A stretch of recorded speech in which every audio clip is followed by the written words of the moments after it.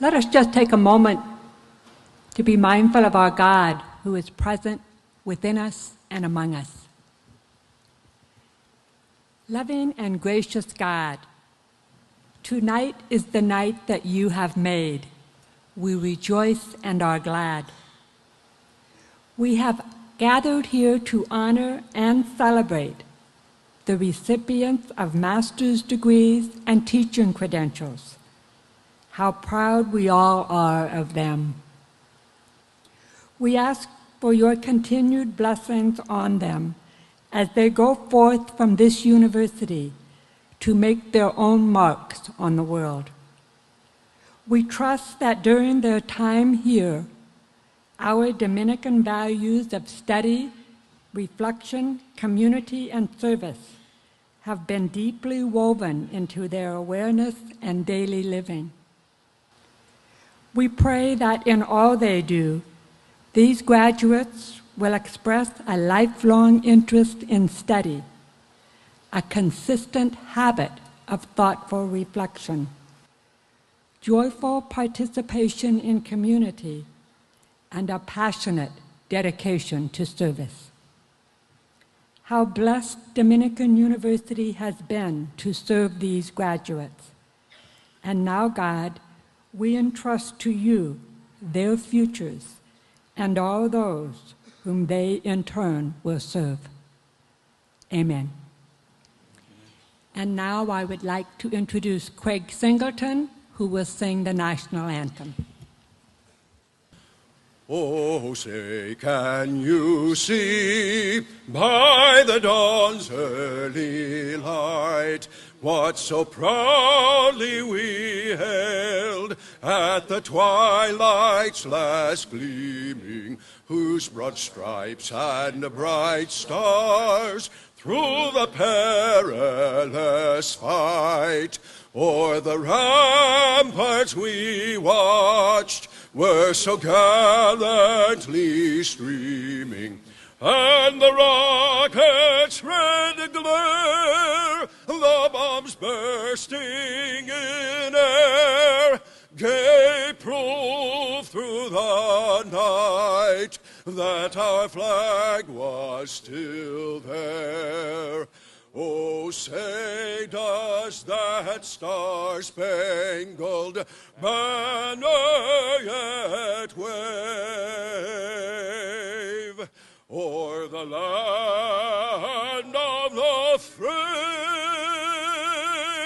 and the home of the brave?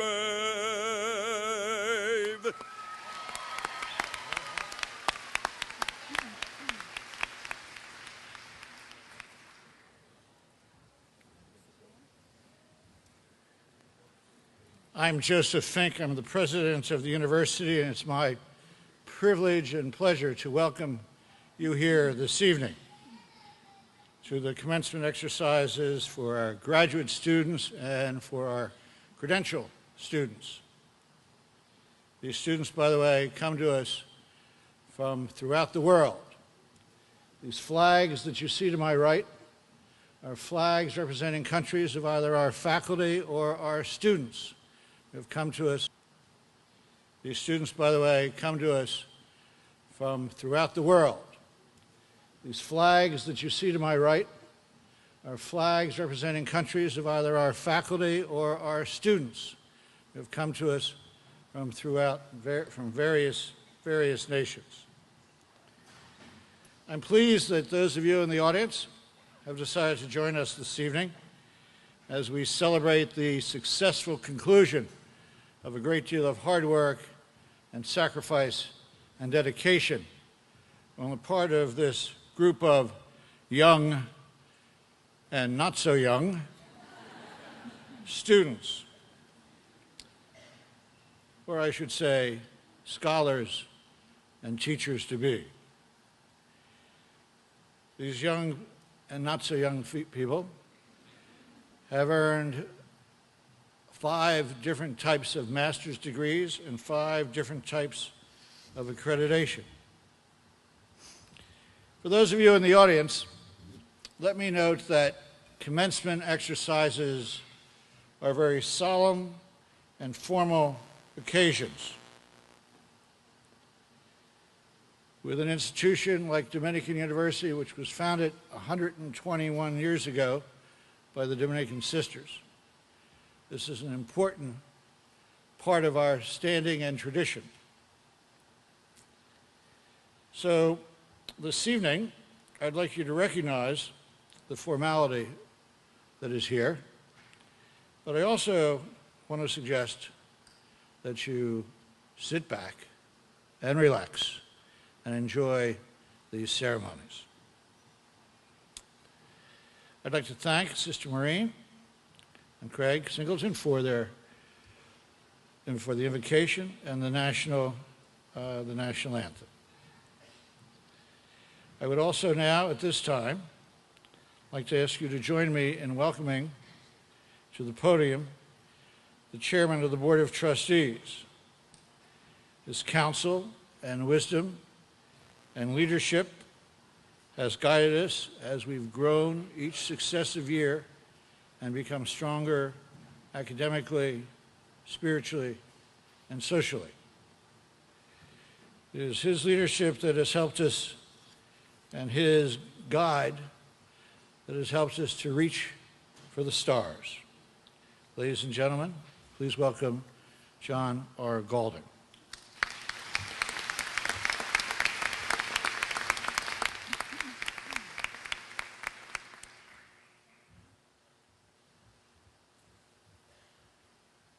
Thank you, Joseph, and good evening. Let me add my warm welcome to the graduates, the families, and the guests for this momentous occasion. As chair of Dominican University of California's Board of Trustees, it is my great pleasure to introduce your commencement speaker this evening, Francis E. McGovern. A noted legal authority in the field of alternative dispute resolution, Professor McGovern teaches at both Duke University School of Law and the UC Berkeley School of Law.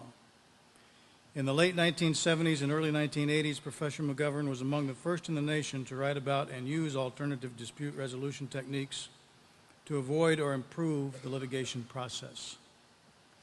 Now, 20 years later, the federal judiciary, many state courts, and institutions around the world, such as the United Nations, seek his guidance on practical and conceptual issues in dispute resolution. McGovern has served as a special master or neutral expert in most of the significant mass claim litigation in the United States. Currently, he is the special master in the Gulf of Mexico oil spill litigation.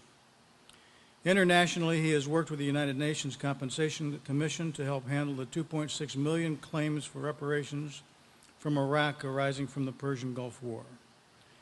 He has also set up a transnational center in Europe to settle claims that cross national boundaries. Professor McGovern is the co-author of 2 published books, Successful Litigation Techniques and the Preparation of Product Liability Case, and has 2 other books in progress. He has received numerous awards, including a Lifetime Achievement Award from the American College of Civil Trial Mediators and the Leadership Award from the National Center for Victims of Crime. He earned his undergraduate degree from Yale University and his law degree from the University of Virginia. Ladies and gentlemen, please join me in welcoming Professor Francis E. McGovern.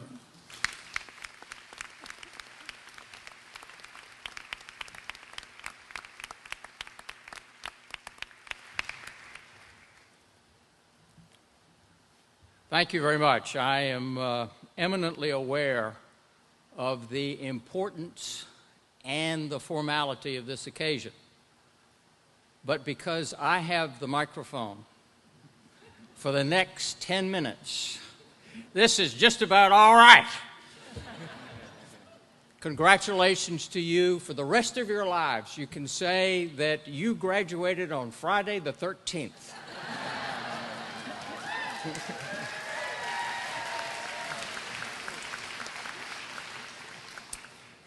I am a law professor, but I also work for a living. I'm a mediator. And what I'd like to do today is share a little secret with you.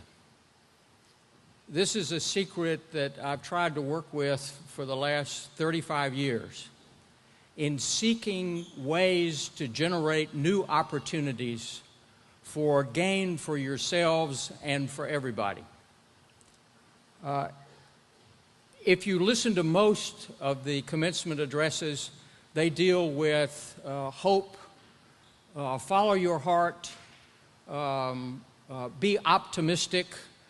Chairman Galding told me about an instance that he had when he was a young man. He was walking along the street, and a friend of his, little Billy, had a shoe on one foot, but he was shoeless on the other.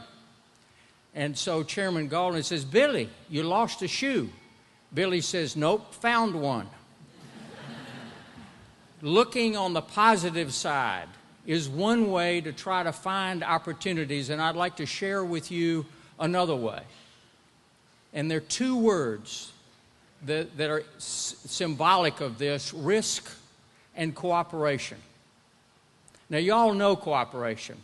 I asked President Fink to tell me a little bit about the kinds of cooperation that all of you have had, of the nurses at Santa Rosa and Marin, and how they worked together and supported each other and took care when problems came up, they would cover for each other.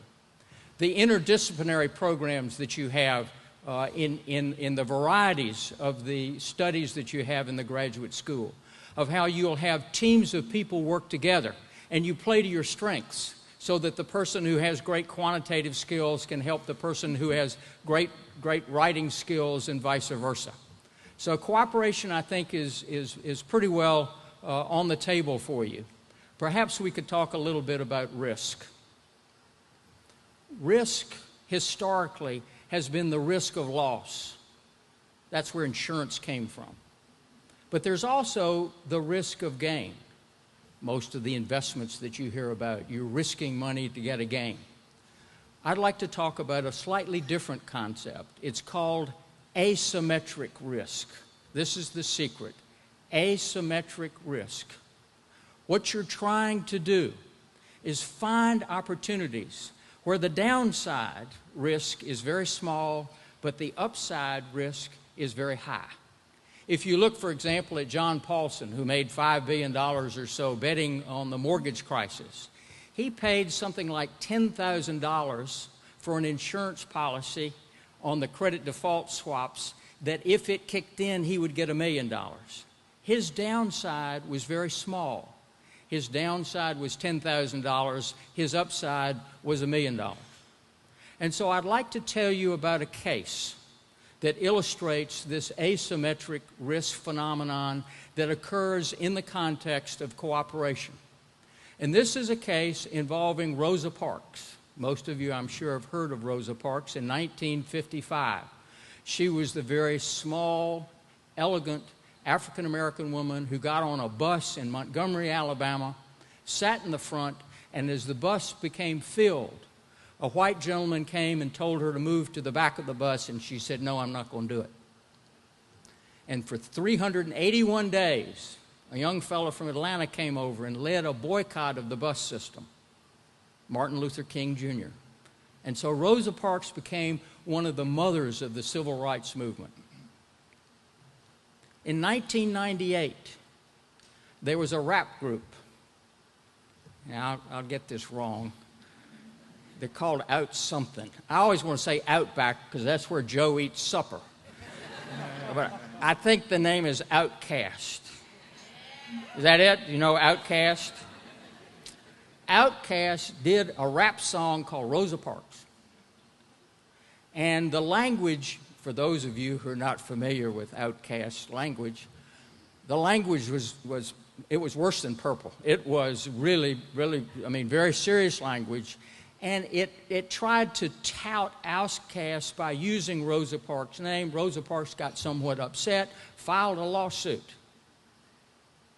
And in that lawsuit, her contention was that Outcast was using her name to their advantage in a context that really wasn't suitable to her and her name.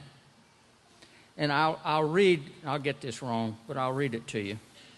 What the language of the Rosa Parks song was. Aha. I don't know, do I have to? Aha, hush that fuss. Everybody move to the back of the bus. Do you want to bump and slump with us? We, the type of people, make the club get crunk. Now, the case was eventually appealed to the U.S. Supreme Court, and they didn't understand what it meant either. And so they had a translator translate. This is in an opinion, okay? They had to translate, and it goes like this. Be quiet and stop the commotion. Outkast is coming back out with new music, so all other MCs, whatever they are, step aside. Do you want to ride and hang out with us? Outkast is the type of group to make the clubs get hyped up, excited. That's roughly what it meant. Okay. So Rosa Parks and her lawyers were kind of upset about this, and there was a mediation. And the lawyer for, it was actually Sony Music Company that published the music, Joe Beck from Atlanta, and Willie Gary from Florida was representing Rosa Parks along with Johnny Cochran. And there was a mediation. And so the mediator asked, I'm going to get around to the point, the mediator asked, well, tell me, Mr. Beck, I mean, what's your position? He said, oh, Rosa Parks, the greatest woman I've ever known. I mean, in any country in the world, she would have a case that would just be worth millions of dollars. But in the United States, we have something called the First Amendment. And in the First Amendment, artists can speak what they want to speak. So then the mediator asked Willie Gary. He says, well, Willie, what do you think? He says, he convinced me. He convinced me I'm going to lose. On the other hand, I had a case against Disney down in Florida, and the lawyers there convinced me I was going to lose, and I got $140 million. So I think I'll just take a risk on trying this case. Well, the concept of risk that Willie Gary and Joe Beck had was a zero-sum game, was you win or you lose. There's a different kind of risk, the asymmetric risk. And so what the mediator did says, let's look at this in a way where it's an opportunity rather than a fight. And so the suggestion was, okay, what if Outkast would get a new CD, go on tour, extol the virtues of Rosa Parks and Martin Luther King? Because Outkast, you're good at doing songs. Go ahead, or rap, whatever it is. Go ahead, you do that, and then Rosa Parks, don't prosecute your case. We'll get some money that we'll put into the Rosa Parks Foundation, and not only will that promote education about civil rights around the United States, but at the same time, the hip-hop generation will learn more about Martin Luther King and you. And that was an asymmetric risk, because the risk that Outkast was taking was to do what they ordinarily do anyway, write some songs, a very small risk. But the potential benefit would be their reputation would go up and they would be able to be financially rewarded. At the same time, for Rosa Parks, the risk was, well, what if Outkast really doesn't do what they're going to say? But the upside was funding for the foundation that she had and making sure that generation after generation would appreciate the civil rights effort that she had pioneered in 1955. The case settled on that basis by taking advantage of the opportunity of finding asymmetric risks. And so I would say to you, when you look around and you see shoeless there, I found a shoe. When you look around and you see risks, cooperation, the cooperation that you've learned here at Dominican University, that is instilled into you. Find that cooperation, find that asymmetric risk, work with people, and I guarantee you the opportunities will be there for you. Go for it.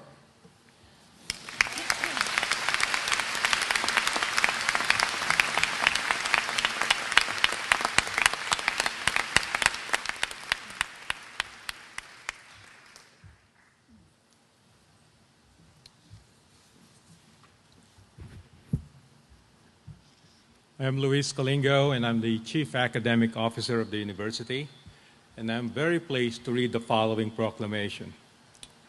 Whereas Francis E. McGovern is renowned internationally as the premier practitioner, scholar, and teacher in his special field of product liability and large-scale settlements, and whereas he has served as special master and developed solutions in over 70 complex cases, including the DDT, toxic exposure litigation in Alabama, and the Dalton Shield controversy involving 100,000 litigants. Currently, he is special master for the Gulf of Mexico oil spill litigation. And whereas the United Nations Compensation Committee has sought his counsel to settle the 2.6 million claims against Iraq arising from the Persian Gulf War. And whereas he is developing a transnational dispute resolution center in Europe to handle such cases as HIV-infected blood and silicone gel breast implants. And whereas he is a professor of law at both the Duke University School of Law and the University of California, Berkeley School of Law. And whereas in addition to a full teaching load and his role in litigation, he's a prolific author. He has published over 30 law review articles and co-authored 2 books with 2 more books in progress. And whereas he has served as a fellow or visiting scholar at prestigious law schools throughout the country, including Harvard, Stanford, and MIT, and is in demand by academics, judges, and lawyers to present or speak on dispute resolution and product liability. And whereas he has received numerous awards for his work, including a Lifetime Achievement Award from the American College of Civil Trial Mediators and the Leadership Award from the National Center for Victims of Crime. And I'd like to call on President Fink and Chair Galding to conclude this proclamation.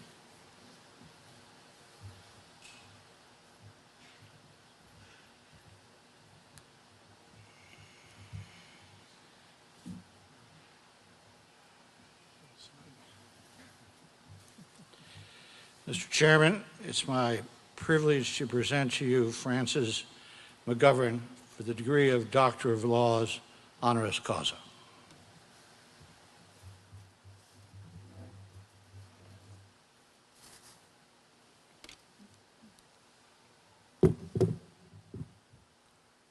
Thank you, Joe.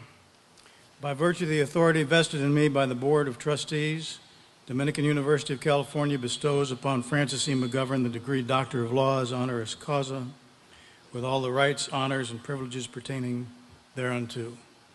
Francis, congratulations. Thank you.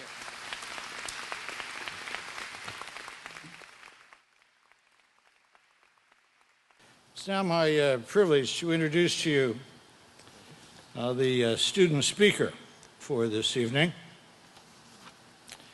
Catherine Fengros. Catherine, where are you? Come up here.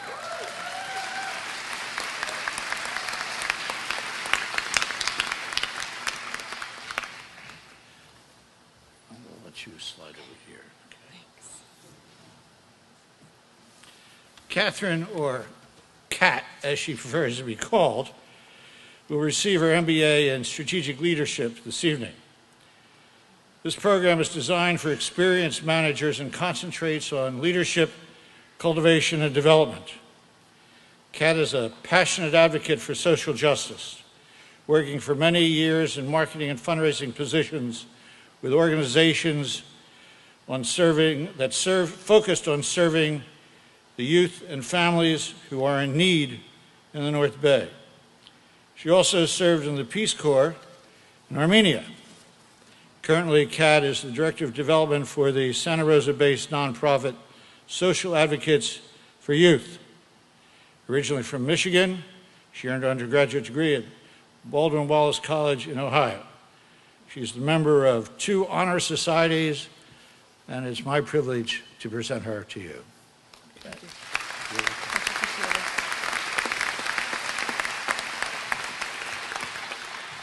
Good evening. Thank you. I live in Sonoma County, and a few weeks ago, I was driving to work and I saw 4 hot air balloons in the sky. They were just spotted up there. It's quite a thing to see. I've never ridden in a hot air balloon like that, so I asked a friend of mine what it was like, and he described it to me. He told me about the really slow movement over the landscape and how unbelievably quiet it is. I want you to imagine being up in the air above the hills and it being quiet. The captain stokes the flames and nothing happens. Then about 7 minutes later, the balloon starts to rise. Looking ahead, the captain had seen the hills. He'd seen the tree line, and he stoked the flames so he could make it over them. I've been thinking about this balloon ride a lot lately. For most of us, a few years ago, we assessed the tree line and identified how much we'd have to stoke the flame to clear it.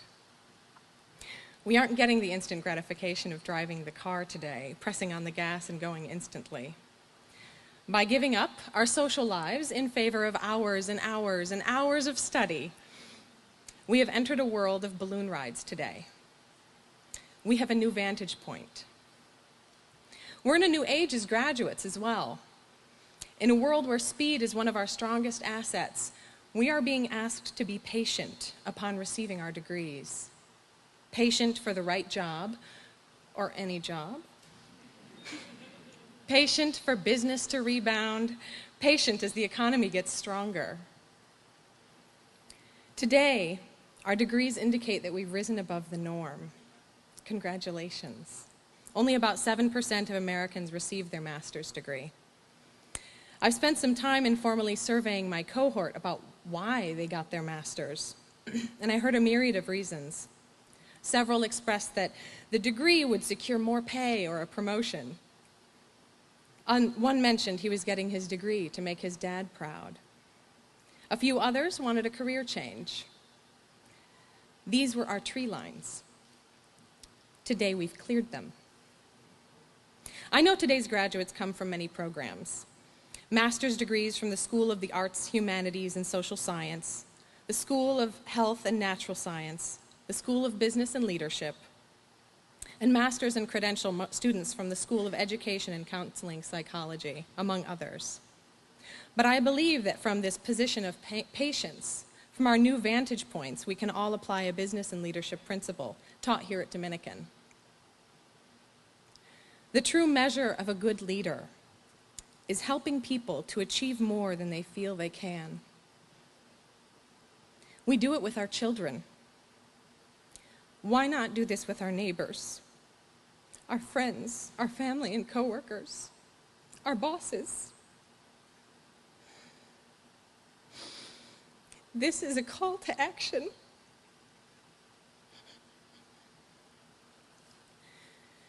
We can all help each other. We can all cooperate.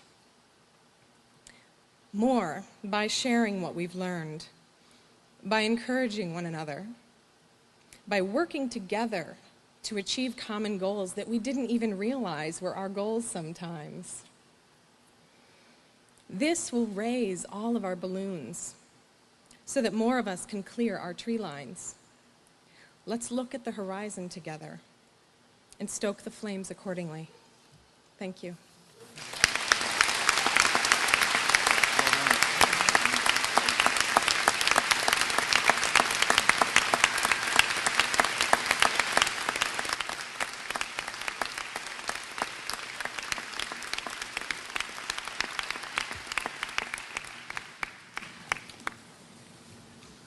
The academic hood is a special tribute to the culmination of the academic achievements of our master's students. The colorful attire worn by the degree candidates, the faculty, and officers of the university on the occasion of these commencement ceremonies has historic roots in medieval times. During medieval times, students enjoyed the status of clerics during their university years. Therefore, the gown is an adaptation of the robe of the friar or the monk, the hood of the monk. The mortarboard cap of today, which is the end product of a curious evolution which details I won't bore you with, recalls the skull cap of days when a tonsured head of monks needed protection against the drafts of medieval classrooms. So at first, the hood seems to have been worn over the head and was attached to the gown. When the skull cap was introduced, the hood was retained, but detached and worn much as it is today. The colored velvet binding or edging of the hood, such as white for the arts, gold for the sciences, pink for music, represent the special competencies of the candidates for graduation. The color or colors with which the hood is lined represent the colors of the university that granted the degree. The Dominican University of California's colors of gold and white recognizes how Dominican has shaped our students' lives. Conferral of the hood to our degree candidates this evening symbolizes that the master's graduate has now joined the community of learned women and men. The deans of each of our 4 schools will announce the names of their graduating students. They will also indicate which degree candidates are outstanding students in their departments and which ones have been designated as academic scholars. And joining me in hooding the candidates for graduation is Dr. Sherry Vogt, Associate Vice President for Academic Affairs.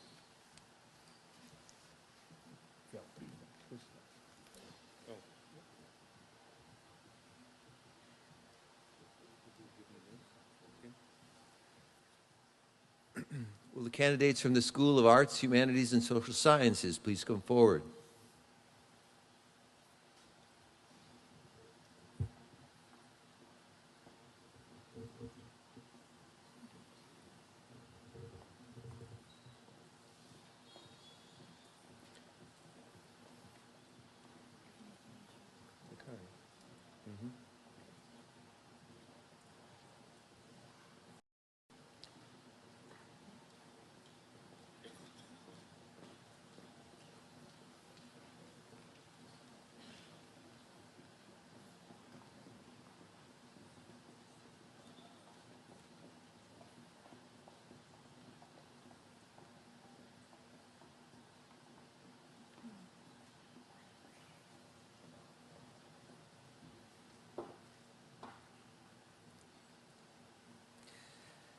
Nancy Ann L. Labash.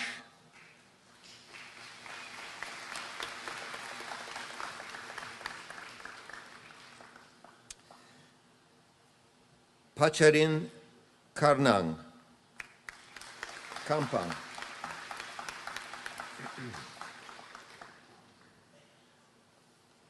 Jennifer Summer Edwards.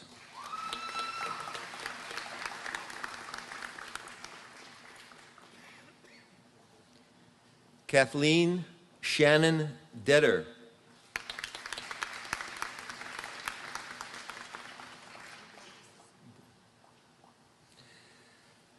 Norman I. Golkarek.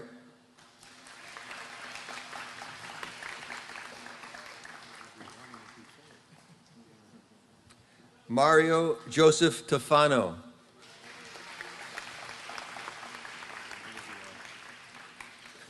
Keith Philip Hayes.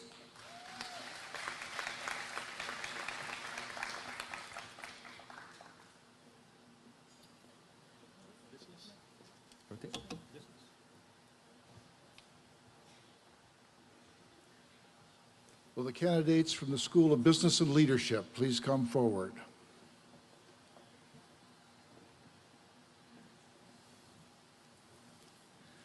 Kathleen Leigh Scarr.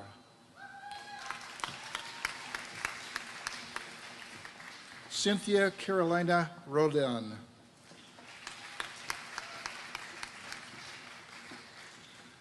Bertha Alicia Rodriguez.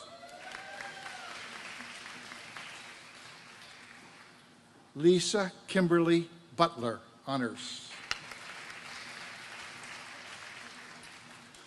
Catherine Svingas, honors.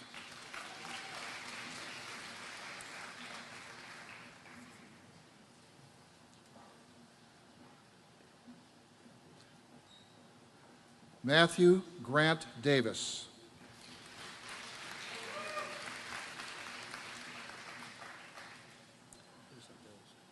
Brian J. Moherly.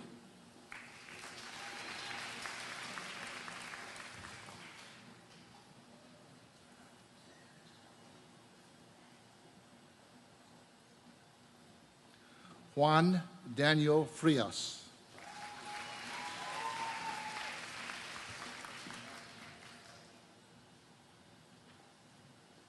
Kieran John Mitchell.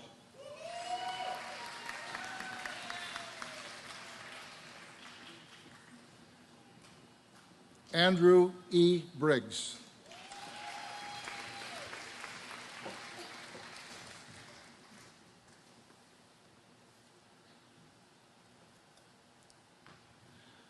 Flavia Cristina Lorga.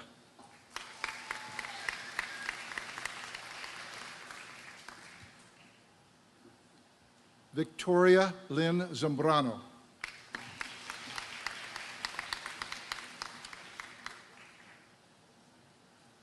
Lindsay Virginia Poole.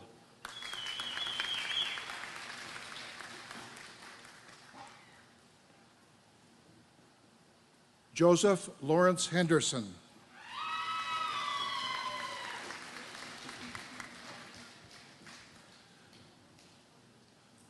Maureen Joy Senieva.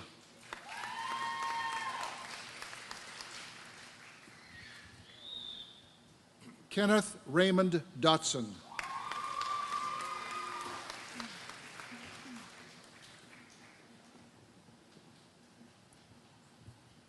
Larry Jean Lutz.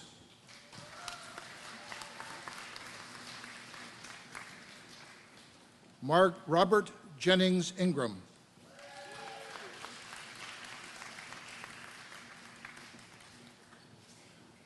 Ai Yun Chuang.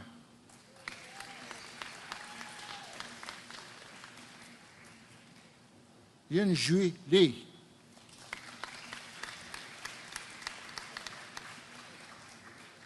Meng Xuan Liu. Thank you. Wei Hua Chen.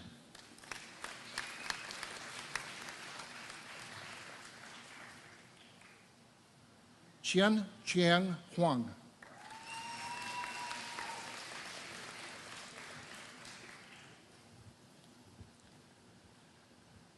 Stig D. Westling.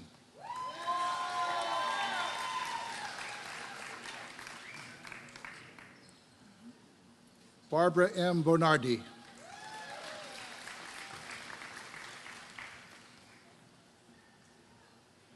David Bruce Corzelius.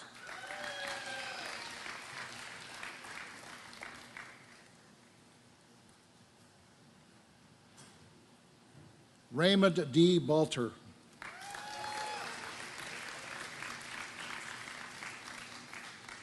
Misha Aaron Hedges, academic scholar.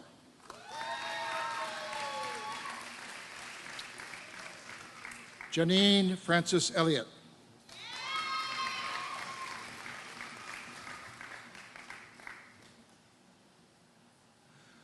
Justin Christopher Wick.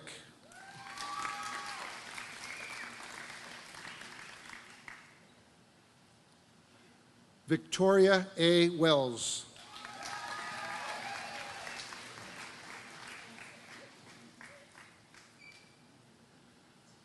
Ryan Christopher Gomes.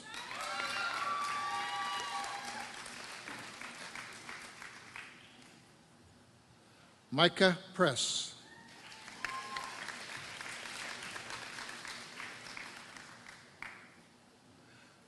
Jonathan Ian S. Mooney.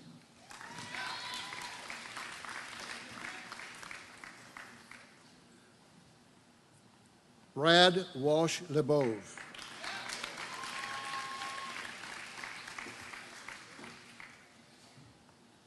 Yvette Gisela Torres.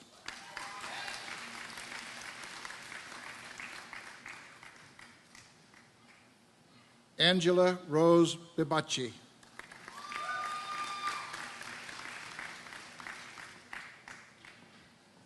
Jenny M. Richards.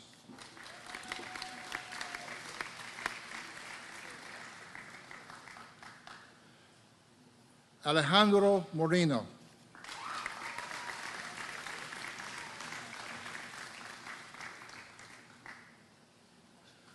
Tammy Denise Bronner.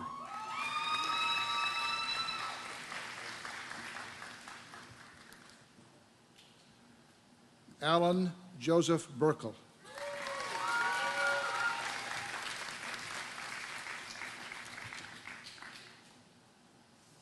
Jonelle Cathancian.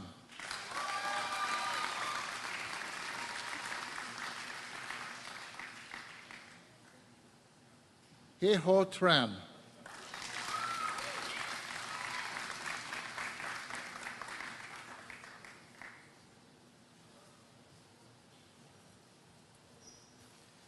Will those candidates in the School of Education and Counseling Psychology please come forward?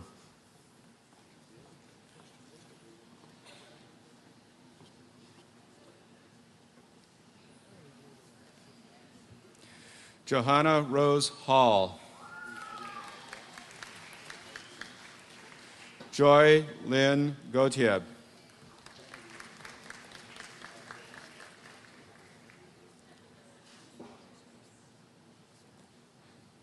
Tabassum Faroki.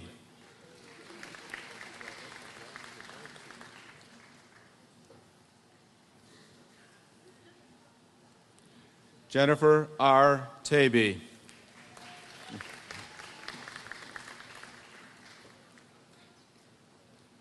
Abigail S. Rockwell.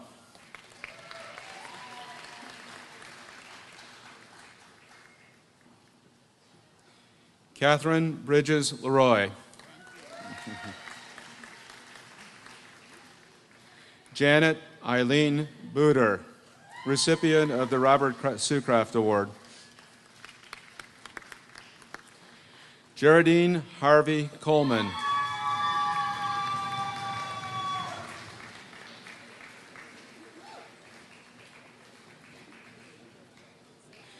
Molly Rose Reed.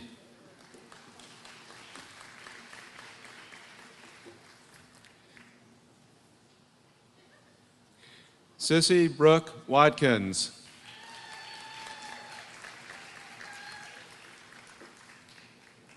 Judy L. Garvey.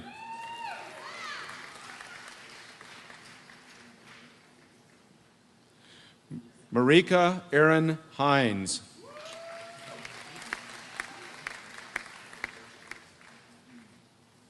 Allison Marie Buckley.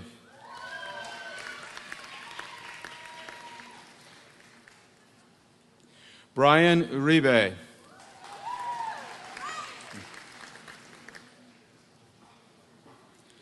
Cynthia Lena Pasela.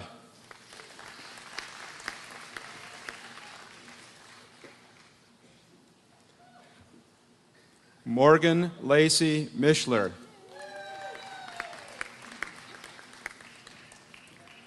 Rebecca Lynn Yops.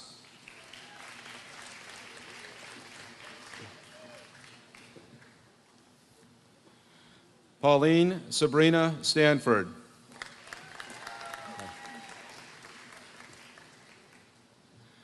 Ryan R. Russo.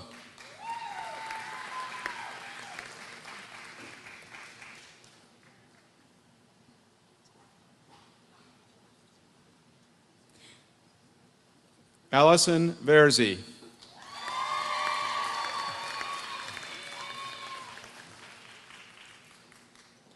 Ashley Marie Marion.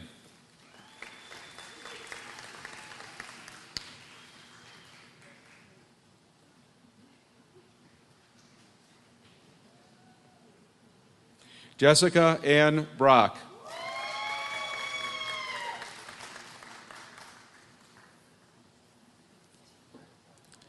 Jennifer Elizabeth Neidlinger.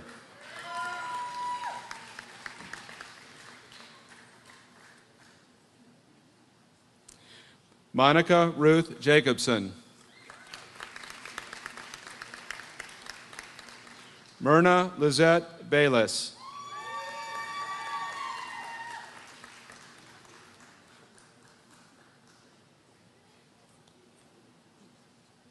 Taylor Mill Mancini.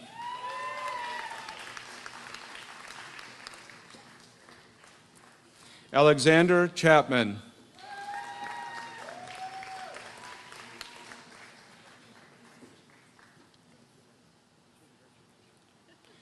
Meredith A. Maestas.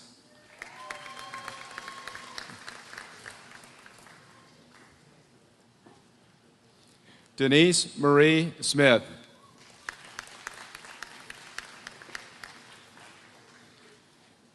Jennifer Lynn Tuffy, academic scholar.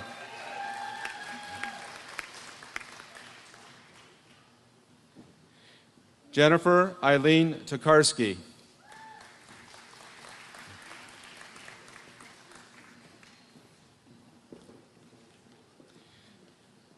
Sally Teresa Payet Yeager.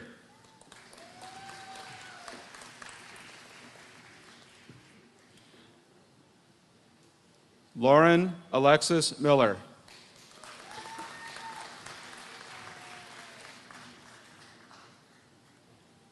Lauren Mallory Burris.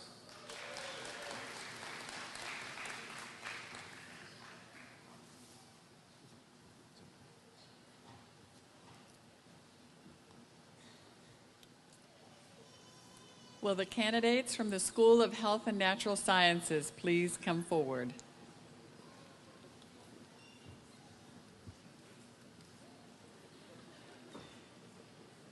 Garth Darwin Hutton.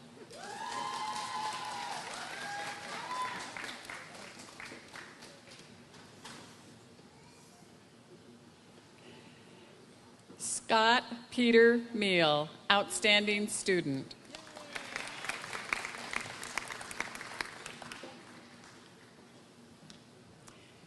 Jimmy Nickelberry.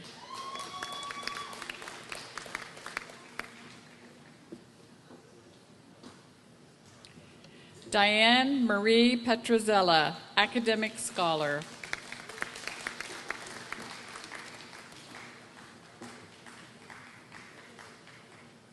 Rosa Maria Pedroza.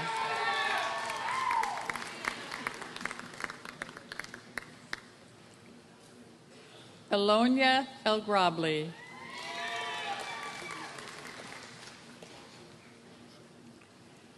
Natalie Lauren Shue.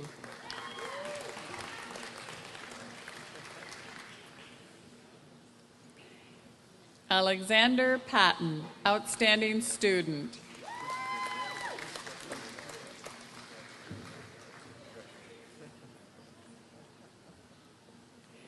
Nicole Alexandra Nade.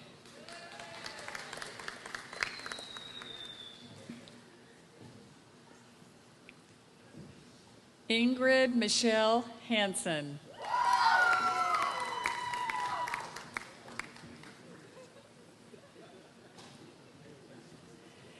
Jessica Ashley Tomsky.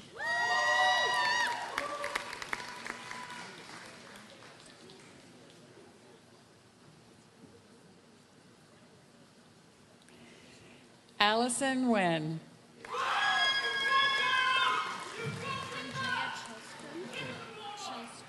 Okay. Andrea N. Chelstrom.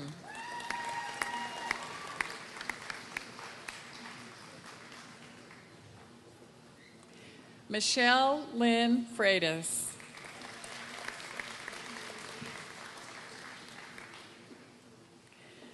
Julie Talcott Fuller.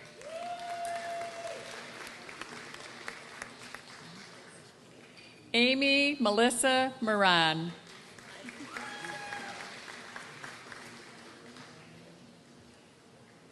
Katie Harshbarger, Academic Scholar.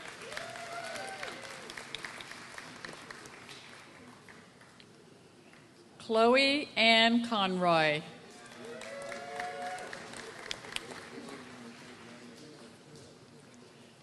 Margaret Cuffle, Academic Scholar.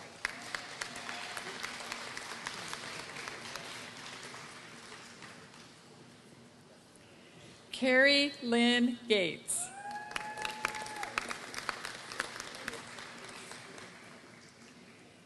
Lauren E. Armstrong, Academic Scholar.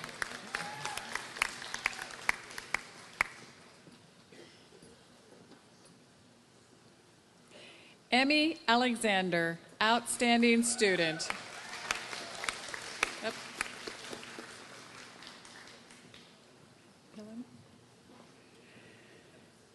Lauren Christine Pillen.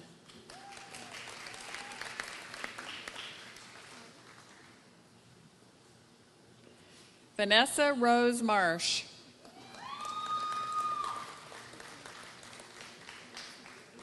Roxanne Nicole Orsini.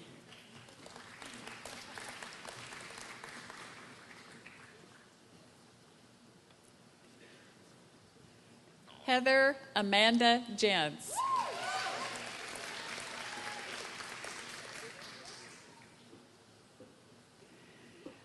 Mark Bantugan Navaska.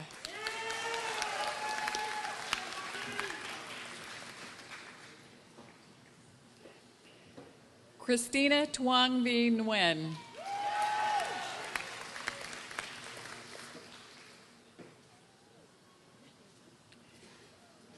Joyce Annabelle A. Modesting.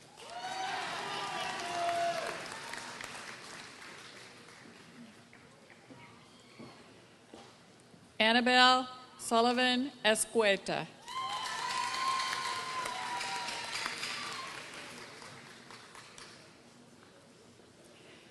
Deepti Kumar.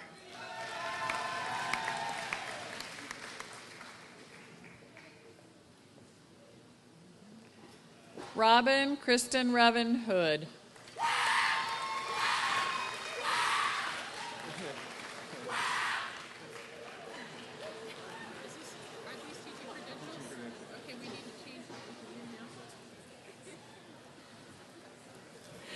Candidates earning the teaching credential, please come forward.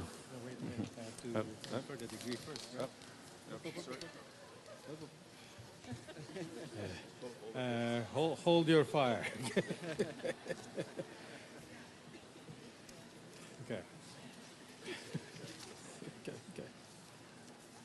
Dr. Fink, upon recommendation of the faculty, I request that you confer upon the master's degree recipients of the class of 2001 the degrees which they have earned, and I ask all of them to please stand up. 2011, sorry.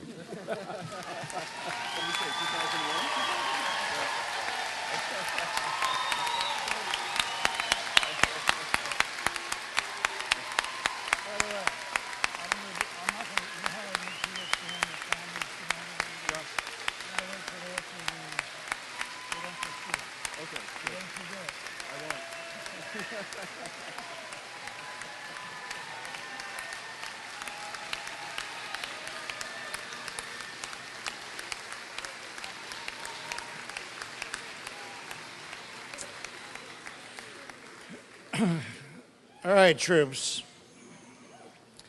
This is what makes it legal.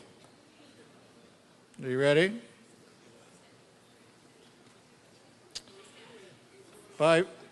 Sure, stand. Doesn't matter.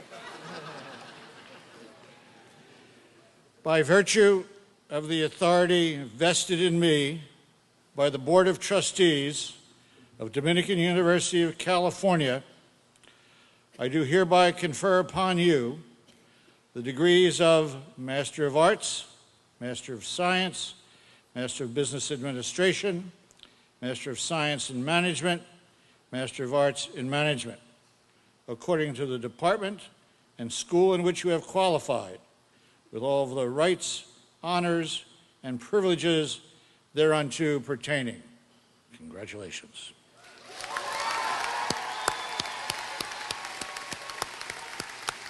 You move your tassels to the other side now.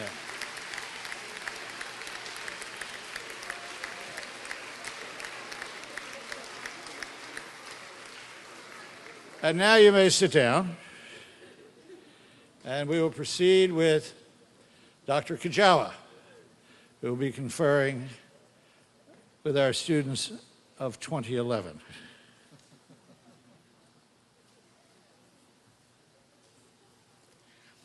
The candidates earning their teaching credential at Dominican University of California, please come forward. Michelle's going to get an honorary master's degree because she was halfway on stage and then had to go off. So she has a honorary master's degree. So Michelle, please come forward. Michelle Labatz. This is a quarter of a degree. Nicole Benjamin.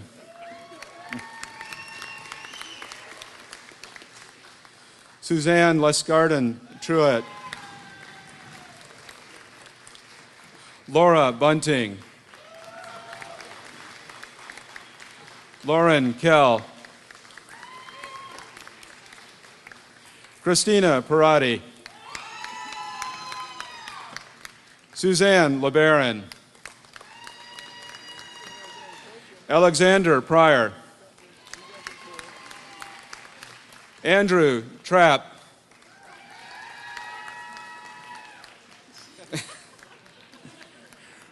Brenda Pfeiffer. Dua Grant.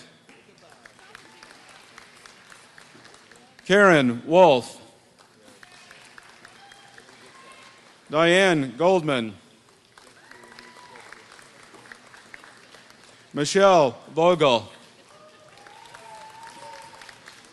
Paul Slosher. Joanne Osterberg. Christine Dell.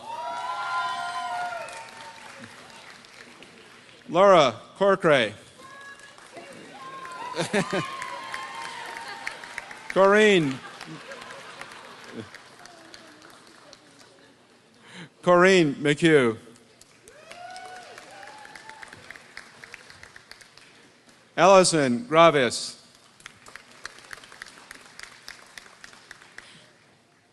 Corina Sipt.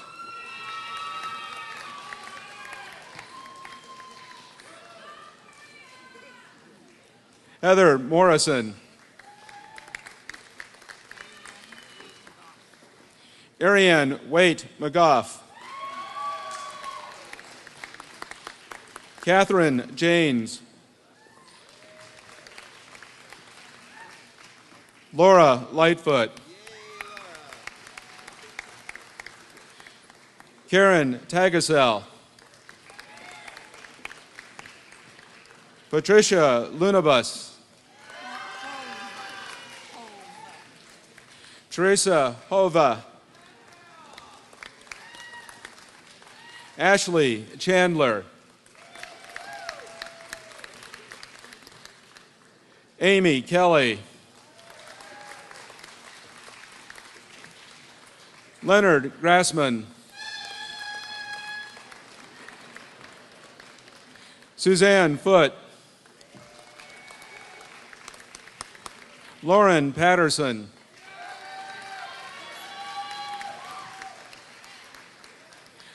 Lisa Biddle. Anna Holstedt. Alexandra Thomas. Tina Zitzlaff. Lindsay Rowland. Rebecca Keys. Ula Tangi Dean.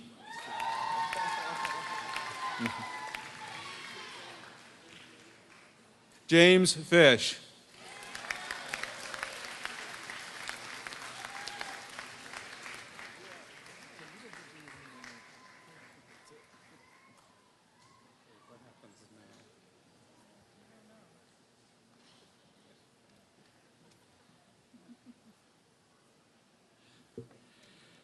Dr.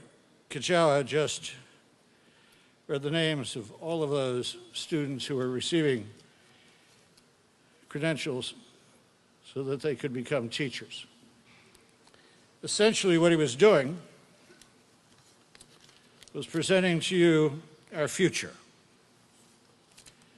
Because those young and not so young people, many of whom, by the way, are involved in second careers or third careers, have come from the world of business and law, and accounting, and various other aspects of professional development.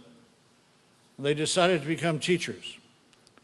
They decided to dedicate themselves to the young and to the future. And for that, we applaud all of you.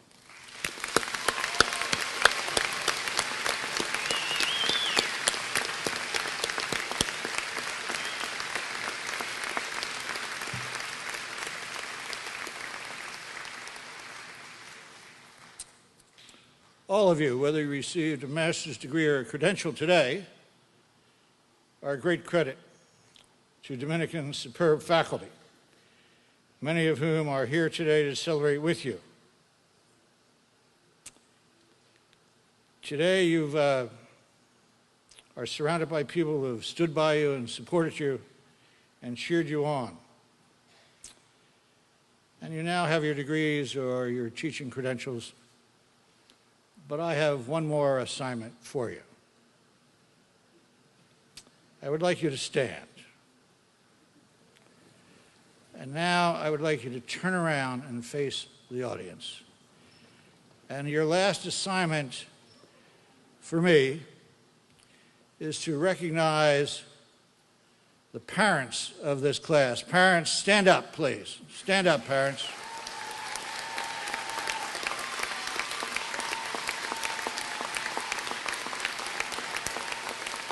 And would any of the grandparents who are here stand up too, please, and be recognized?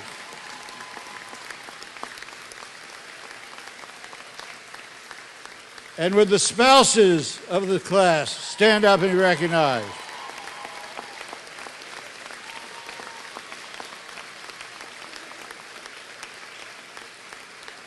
And would the children of this class stand up and be recognized?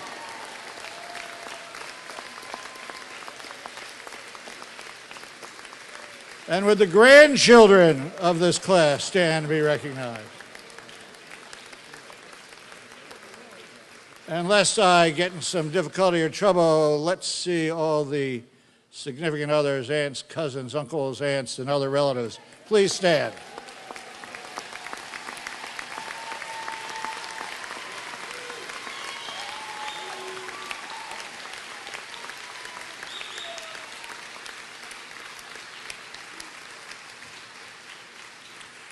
All right, troops, turn around and look at me again. Now, I'd be terribly remiss if I didn't ask you also to congratulate another group that worked very hard along with you, and that is your faculty that are sitting here.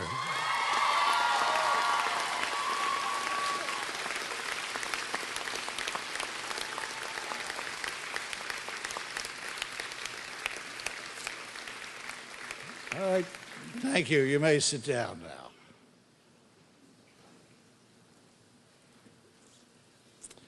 You have a great deal to celebrate. It's been a long journey of late nights of studying and working and writing to earn the accolades that you've received this evening. You've made friendships, in many cases, that will last a lifetime. You're prepared with the knowledge and the skills and the passion to succeed in the next step of your lives. It's my privilege to stand before you and to recognize you and provide you with that diploma or certificate. I wish you good luck. God bless. Have a great life.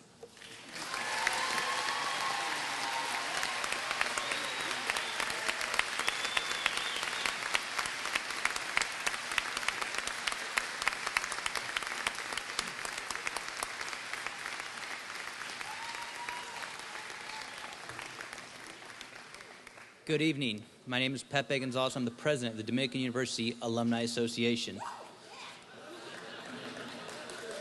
On behalf of the thousands of alumni, today it is my job to officially welcome you into the Dominican University alumni family.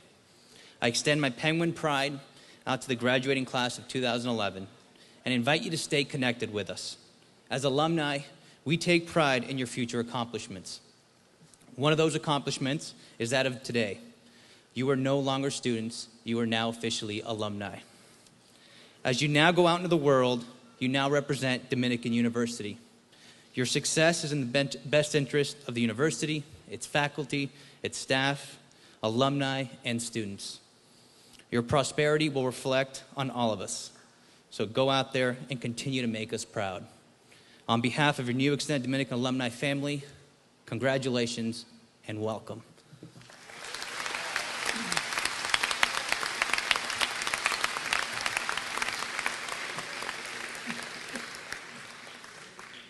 And I think this would be an appropriate time also to thank President Fink for his 23 years of leadership at this university, and he is retiring on June 30th and then coming back as President Emeritus. But I think it would be great if we just acknowledged him with our thanks too.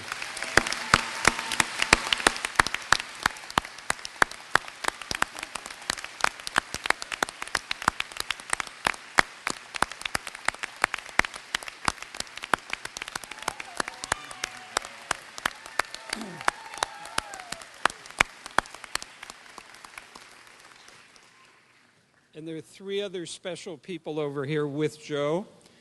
His wonderful wife, Denise, his daughter, Taryn, who's wonderful, and his son, Michael. So please stand too and be acknowledged.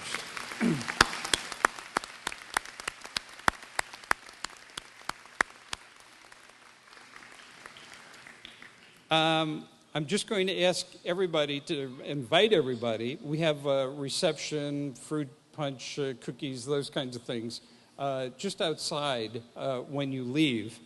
You're all invited. Please stay with us and enjoy getting together with your colleagues and friends.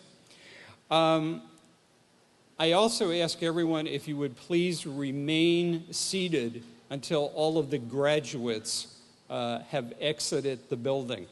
And we're going to exit out the way that we came in, and we're going to go out that back door over here. And Paul Roccanello, who's over here, is going to be guiding you.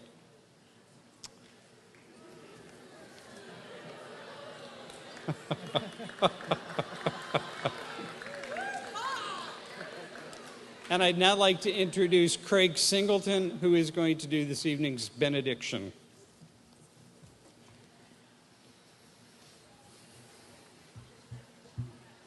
From a hymn: classrooms and labs, loud boiling test tubes, sing to the Lord a new song. Athlete and band, loud cheering people, sing to the Lord a new song. He has done marvelous things.